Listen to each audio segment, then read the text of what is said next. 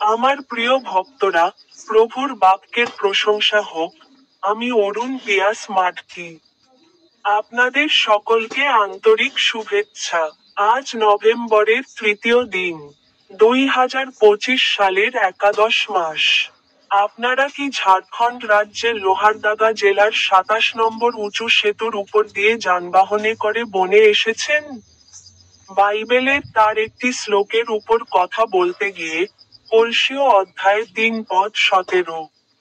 আপনি যা কিছু করেন, কথায় বা কাজে, প্রভু যিশুর নামে করুন, তার মাধ্যমে পিতা ঈশ্বরকে ধন্যবাদ জানান।